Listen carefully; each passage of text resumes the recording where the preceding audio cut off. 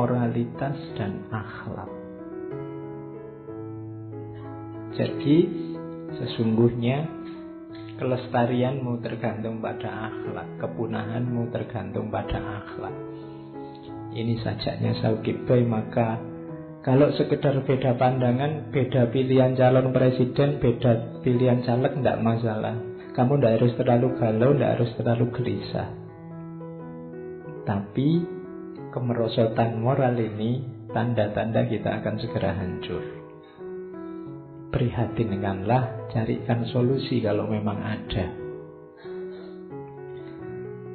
Sama itu kayak sebenarnya itu syair, maksudnya sama. Tegak rumah karena sendi, runtuh sendi, rumah binasa. Sendi bangsa ialah budi, runtuh budi, runtuhlah bangsa. Jadi ingat-ingatlah tentang akhlak dan budi. Jadi budi itu penting. Saya tidak tahu ya, mungkin karena ini dulu waktu saya SD, buku pelajaran SD itu tokohnya namanya Budi. Mungkin biar kita ingat selalu bahwa budi itu penting. Kan selalu ini Budi, ini Bapak Budi.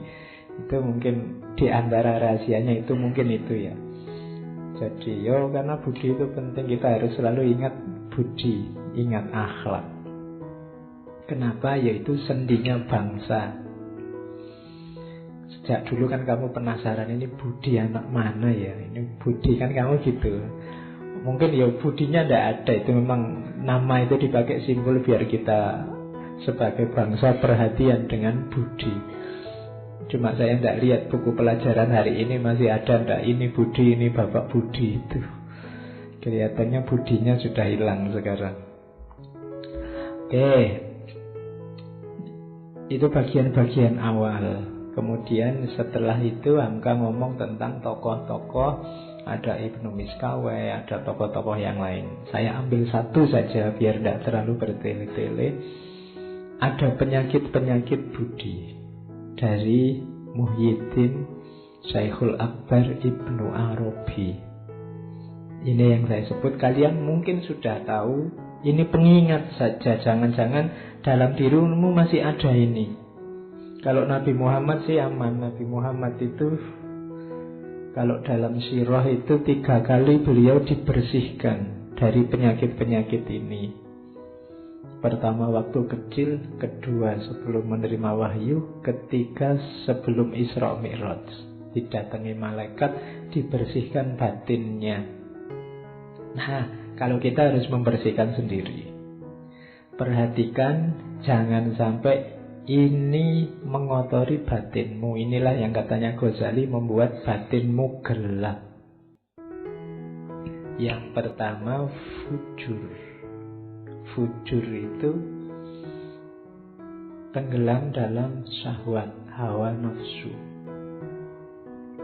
Hawa nafsu itu hasrat yang menggebu, menggelora untuk sesuatu yang tidak baik atau tidak penting, yang menyelewengkanmu dari jalan yang seharusnya. Itu fujur.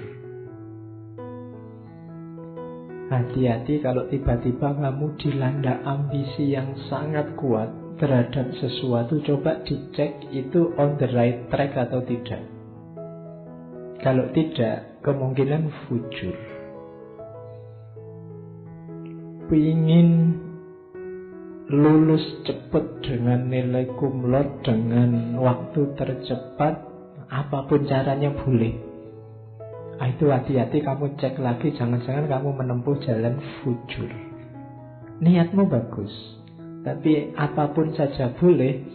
Ini membahayakan, kamu terjebak dalam hawa nafsu. Pengen menang dalam pilihan biar besok nyaleknya sukses, tidak apa-apa. Tapi hati-hati ketika kamu ingin menang, yang kamu lakukan apa? Kalau tidak, kamu bisa terjebak fujur. Oke, coba ditengok, kamu punya ambisi apa hari ini? Tidak punya apa-apa itu Pak. Oh, nanti ada penyakitnya yang lain kalau tidak punya apa-apa. Iya. Jadi yang pertama fujur, yang kedua tamak. Kalau tamak itu ya perkembangan dari fujur tadi, menginginkan sesuatu yang tidak seharusnya diinginkan. Kalau tadi kan mending, ada yang diinginkan masuk akal tapi jalanmu salah. Kalau ini yang tidak seharusnya diinginkan, syarah, tamak. Yang ketiga, ini mungkin beberapa di antara kita sering terjebak di sini, tabazzul, katanya Ibnu Arabi, yang dikutip oleh Hamka. Tabazzul itu tidak punya harga diri. Cirinya biasanya suka berteman dengan orang yang moralnya rendah, sehingga dia sendiri ikut rendah. Itu tabazzul. Ya kamu, kalau tadi kan nengok ke dalam, kalau ini coba kamu nengok keluar. Siapa saja yang ada di sekelilingmu, karakter orang seperti apa di kiri kananmu. Yang di dalam ada fujur, ada syarah. Yang di luar jangan-jangan ada tabazzul tadi. Kalau ini syafah. Syafah itu mudah tersinggung, mudah marah, mudah mencaci. Hari ini syafah ini kelihatan mungkin tidak dari mulutmu, tapi dari postingan-postinganmu, update statusmu. Mudah tersinggung, mudah marah, mudah mencaci orang lain. Terus khorq. Khorq ini menganggap dia sangat penting. Dunia itu pusatnya ada dalam diriku. Semua orang harus manut aku. Itu khorq. Pokoknya akulah yang paling utama, akulah yang paling penting. Selalu yang dipikirkan kepentingannya sendiri. Pak, mbok ngajinya itu malam minggu gitu loh Pak. Kok malam minggu? Kan pas saya libur. Lihat kamu. Ya kan? Usul selalu berdasarkan kepentingannya sendiri. Di antara pelajaran dari Isra Mi'raj tadi itu kan, kalau katanya Muhammad Iqbal, ada namanya kesadaran profetik. Nabi tidak mikir kepentingannya sendiri. Kalau Nabi berpikir kepentingannya sendiri, sudah selesai dengan bertemu Allah di Sidratul Muntaha. Itu kenikmatan paling puncak. Tidak ada lagi yang lebih nikmat dari itu. Kan nikmat bertemu Allah besok yang dinanti oleh seluruh penghuni surga, karena itu kenikmatan paling puncak. Tapi Nabi tidak berpikir dirinya. Nabi masih berpikir tentang umatnya. Nah itu berarti tidak ada khorq. Tidak hanya mikir dirinya, Nabi juga mikir umatnya. Makanya waktu dipuji oleh Allah itu kan, waktu kita akhir-akhir kan, at-tahiyatul mubarakatus sholawatut thayyibatu lillah. Terus Allah menjawab, assalamu alayka ayyuhan nabiyyu wa rahmatullahi wa barakatuh. Tapi Rasulullah, Allah menjawab assalamu alayka ayyuhan nabiyyu wa rahmatullahi wa barakatuh. Terus Rasulullah tidak egois, malah Rasulullah membawa umatnya assalamu alayna wa ala ibadillahis sholihin. Ini percakapan antara Allah dan Rasulullah. Itu berarti apa? Nabi tidak egois, tidak mentang-mentang wis aku wis sukses, sudah ketemu Allah, apalagi yang aku cari, buat apa capek-capek balik. Wong Nabi ini sedang berat-beratnya hidup setelah ditinggal Khadijah, ditinggal Abu Thalib. Dakwah sendiri dilempari batu. Ujiannya luar biasa. Bahkan ada riwayat yang mengatakan ujian paling ringan saat itu yang dihadapi oleh Rasulullah adalah satu ketika beliau keluar dari rumah, dicegat oleh orang Quraisy, terus kepalanya ditaburi pasir. Itu dianggap ujian paling ringan. Saya tidak tahu kalau kalian keluar rumah dicegat orang, kepalamu ditaburi pasir, itu mungkin celuritnya keluar. Tapi kalau Rasulullah tidak. Bahkan waktu dilempari batu di Taif itu, malaikatnya aja sampai tidak kuat. Katanya malaikat, Rasulullah, kalau kamu mau, bumi Taif saat ini juga aku balik. Jadi hancur semua Taif, orangnya masuk liang lahat semua. Tapi jawabannya Rasulullah, ya janganlah. Katanya Rasulullah, mereka itu begitu karena tidak tahu. Makanya Nabi malah mendoakan, Allahumma hdi qaumi fa innahum la ya'lamun. Ya Allah, beri hidayah kaumku, mereka itu tidak tahu. Jangan disiksa, orang tidak tahu kok. Nah itu Rasulullah mikir umatnya, tidak khork. Kan hari ini banyak orang yang difikirkan dirinya sendiri, terus tidak qasawah, tidak benci dan dendam. Ini juga yang kita susah. Kita biasanya suka sekali memelihara kebencian. Kalau sudah benci sama orang, kapanpun dan dimanapun dibawa kemana-mana. Wong kita memelihara kucing aja ditinggal di rumah, tapi memelihara kebencian kemana-mana kita bawa. Kok yuk ditinggal sekali-sekali. Tapi kebencian dan dendam ini kita bawa terus. Itu qasawah. Apa sih untungnya kamu membawa kemana-mana benci dan dendam itu? Tidak ada untungnya selain kamu sendiri yang berat. Wong yang kamu benci itu tidak tahu kamu serepot itu membawa-bawa dirinya kemana-mana. Jangan-jangan yang kamu benci sedang senang-senang, kamu sumpek terus dalam hatimu. Jadi kamu sibuk sendiri, sumpek sendiri, KO-KO sendiri. Tidak, jangan qasawah. Terus qadar itu memungkiri janji, mengkhianati ampunan. Kalau qadar itu sudah dimaafkan, berkhianat lagi. Ini penyakit budi yang agak parah. Tadinya salah dimaafkan, tadinya keliru dimaklumi, balik lagi. Itu budi yang cacat. Janganlah ya, kalau sudah dimaafkan ya, kalau bisa jangan diulang. Terus khianat, kalau ini kita paham, menyalahi amanat. Membuka rahasia juga termasuk akhlak tercela. Hati-hati. Sekarang hari ini orang itu tidak hanya membuka rahasianya orang lain, tapi dengan sukacita membuka rahasianya sendiri. Kalau tidak percaya, buat tontonan postingannya teman-temanmu itu. Mau sekedar makan di angkringan aja diposting, cekrek. Terus menu siang ini, kan kamu gitu selalu. Itu bongkar rahasianya dewe. Kadang-kadang mau kemana itu posting. Oke, jangan ya, eman-eman. Hidup itu jadi menarik ketika ada misteri-misteri. Kalau terbuka 100% itu tidak enak. Kalian yang punya pasangan, perhatikan rumus ini. Loh iya, kalau kamu sedang masih ada misterinya, masih ngejar-ngejar, itu kan masih, wah ini tidak tahu aku, dia itu senang bener sama aku apa enggak. Itu kan kamu masih penasaran. Tapi begitu diterima, selesai, tidak menarik lagi. Sudah selesai.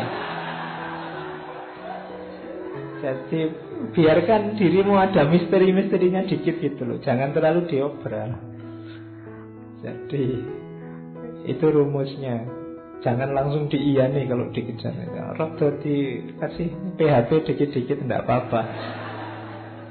Biar penasaran ngejar-ngejar. Meskipun besok sudah jadi, usahakan masih ada yang dikejar-kejar, ada yang misteri.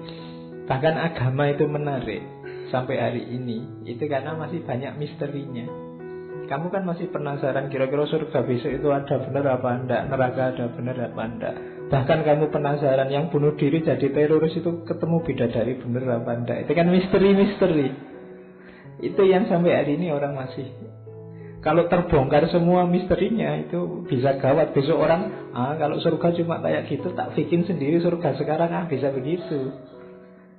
Tapi justru agama itu membuat kita terikat karena banyak misterinya. Oke, jadi jangan mudah membongkar rahasia dirimu sendiri atau rahasianya orang lain. Takabur ini pasti, biangnya semua kerendahan budi itu kesombongan. Kemudian khobas, niat jahat, niat saja kalau bisa jangan. Awas kau, hati-hati. Tidak usah begitu. Itu sudah niat jahat. Lihat saja 3 tahun yang akan datang. Tidak usah pakai begitu. Tidak usah dilihat 3 tahun. Sekarang aja yang enak-enak, yuk bareng-bareng. Khobas namanya. Tidak usah niat jelek. Bahil juga jangan. Juben, pengecut, jangan. Pengecut itu tidak berani ngambil resiko. Hasad, ini kita sudah tahu, jelek hatinya, ingin orang lain susah. Kalau ada orang lain senang, dia sumpek. Itu hasad. Susah lihat orang lain senang, senang lihat orang lain susah. Itu berarti hasad. Hari ini tidak sadar kita sering hasad, khususnya pada orang yang beda dengan kita, termasuk yang beda pilihan dengan kita. Kalau kubu sana jelek, alhamdulillah, ya kan? Kamu kan gitu setengahnya. No, bener toh? Nah, kamu mesti gitu. Itu namanya senang lihat yang lain jelek. Dan susah kalau lihat yang lain baik. Sebenarnya diam-diam di hatimu ada rasa hasud. Dan kita disuruh berdoa untuk berlindung dari orang-orang yang hasud ini di surat Al-Falaq. Ya kan? Wa min syarri hasidin idza hasad. Karena orang hasad ini merugikan dalam hidup kita. Yang selanjutnya jasa. Jasa ini kayak juben. Tidak berani susah, tidak berani menghadapi resiko. Nah, yang tadi saya bilang males-malesan itu juga penyakitnya budi. Namanya sohirul himmah. Keinginanmu apa? Cita-citamu apa? Tidak tahu Pak, saya mengalir saja. Nah, ini penyakit budi juga. Ya kamu harus tahu, hidup itu dalam kuasamu. Jangan mengalir saja. Arahkan ke yang baik-baik sesuai yang kamu tahu. Lakukan yang bagus-bagus sesuai keinginanmu. Jangan sohirul himmah. Harus punya target. Syukur-syukur lengkap. Jangka pendek saya ingin ini, jangka panjang saya ingin itu, jangka menengah saya ingin ini. Itu lebih bagus. Ada himmah. Untuk urusan agama Pak, saya ingin 5 tahun ke depan saya sudah bisa rajin sholat tahajud, hafal surat Yasin bisa. Nah, itu namanya target. Kalau untuk urusan studi saya ingin 2 tahun lagi lulus, karena kalau enggak mesti DO. Nah, terus untuk ya caranya begitu. Jangan sohirul himmah, tidak punya karep. Kelemahannya anak muda hari ini banyak yang tidak jelas. Cita-citanya apa, keinginannya apa. Dan yang terakhir, al-jawr. Kalau ini berlebihan, ya baik sih, cuma apa-apa itu ada kadarnya. Harus tahu takarannya. Jangan over. Semua yang over itu jelek. Termasuk kebaikan. Ada beberapa kebaikan yang kalau over ya jelek. Islam itu suka keseimbangan. Nabi Muhammad itu mengkritisi kalau ada sahabatnya yang sholat terus, ibadah terus, itu dimarahi sama Nabi. Yo sholat, yo istrimu diopeni, yo kerja. Jadi imbang antara dunia akhirat. Keseimbangan ini menunjukkan bahwa kita jangan berlebihan. Akhirat ya, dunia ya. Oke, jadi ini penyakit-penyakit budi menurut Ibnu Arabi yang dikutip oleh Hamka. Jadi cara paling gampang untuk belajar budi ya cari penyakitnya.